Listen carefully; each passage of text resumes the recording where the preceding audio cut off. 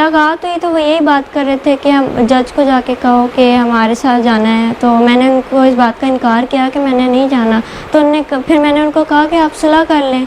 तो उन्होंने कहा हम ऐसे सुलह नहीं करेंगे, आप जज को जाके ज़बरदस्ती कहो कि हमने जो है ना आपके साथ जाना। तो फिर मैंने इनकार कर दिया।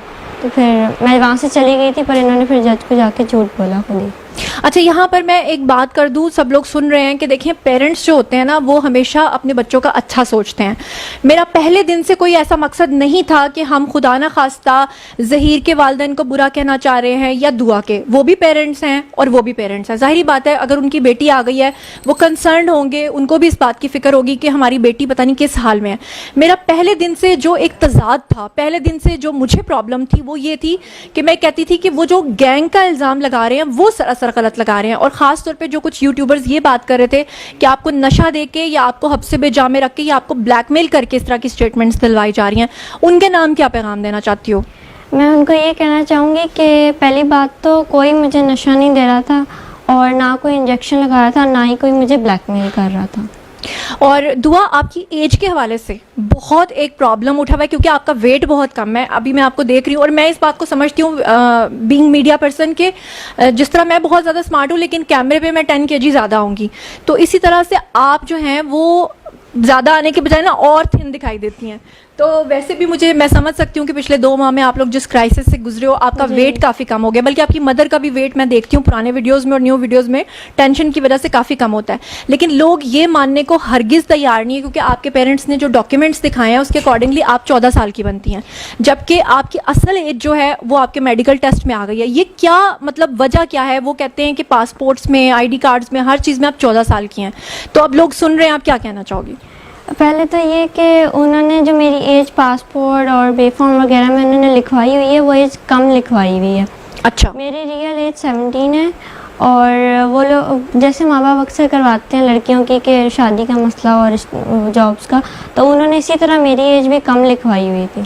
तो वो तो कहते हैं कि हमारी शादी 2005 के एंड पे हुई है और ये 2008 में पैदा हुई है, जबकि आप ये कहती हैं कि आप 2006 में पैदा हुई थी। जी, यानी ये बात समझ में आती है कि 2005 में अगर शादी हुई है तो 2006 में आप पैदा हुई, लेकिन वो उन्होंने आपकी 2-3 साल आगे बढ़ा के एज लिखी हुई थी, जिसकी वजह से डॉक्यूमेंट्स में आपकी एज कम आ रही थी और यानी कि आपकी मेडिकल रिपोर्ट में बिल्कुल सही वो चीज़ आई है। जी, बिल्कुल ठीक है जी। तो दुआ, इस वक्त आपके पेरेंट्स भी डेफिनेटली आपको देख रहे होंगे, सुन रहे होंगे, आप उन्हें क्या कहना चाहती हैं? कैमरा आपके सामने, आप कहिए उनको।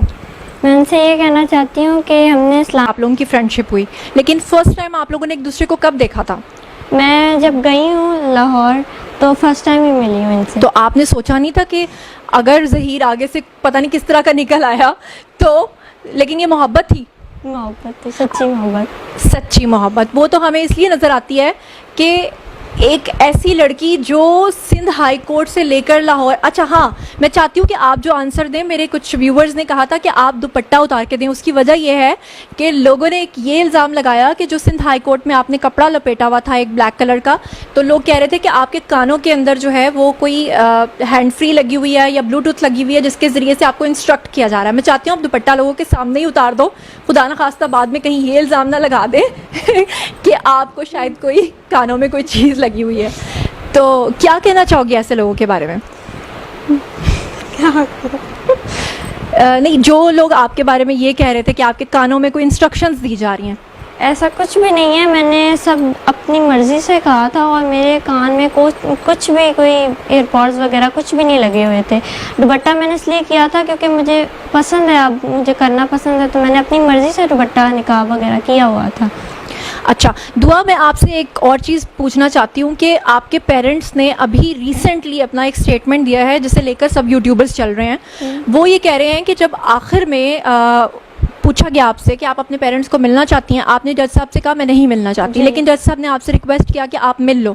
10 मिनट का आप लोगों को टाइम मिला और उसके बाद आपके पेरेंट्स ने बाहर आकर लोगों से ये कहा कि आपने अपने पेरेंट्स को कहा है कि मैं आपके साथ जाना चाहती हूँ। हमें पता था, मैंने आपसे पूछ लिया था, लेकिन जब मैंने लोगों को बताया लोग इस बात पर यकीन नहीं कर रहे थे। अब आपके सामने लोग हैं, आप बताओ कि क्या वाकई आपने अपने पेरेंट्स को ये कहा था कि मैं आप लोगों के साथ जाना चाहती हूँ? नहीं, मैंने उनसे ऐसी कोई बात नहीं की। उन्होंने खुद जज को जाके झूठ बोला कि वो ये बोल रही है, लेकिन मैंने तो उनसे ऐसे कोई भी बात तो असल में बात क्या हुई थी जब आप लोगों की मुलाकात हुई थी?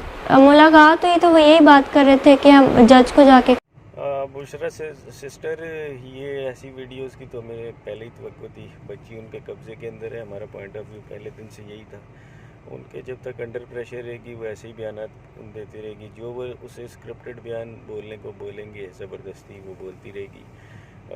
हमारा मौक़िफ़ यही था कि उसको शेल्टर उसमें दिया जाए और उसके बाद सारी बातें खुलकर सामने आएगी इंशाल्लाह ताला। सुप्रीम कोर्ट में जा रहे हैं। ये जो बीबी जो इंटरव्यू कर रही थी, ये बीबी जो है इसने इंटरव्यू में एडमिट किया है कि शुरू दिन से इसका इनके साथ लिंक था। तो अब जब सुप्रीम कोर्ट में केस जाएगा ये सब लोग फिर आगे पीछे हो जाएंगे। तो मेरा ख्याल है सुप्रीम कोर्ट डायरेक्ट जुनैरा को एक के थ्रू इनको बुलाएगी। सेकेंडली, अगर मैं ये बोलता हूँ कि जैसे उसने इंटरव्यू किया है तो उनको मैं ये कहता हूँ कि एक बुशरा से इंटरव्यू क्यों नहीं लेते वो बच्चों का।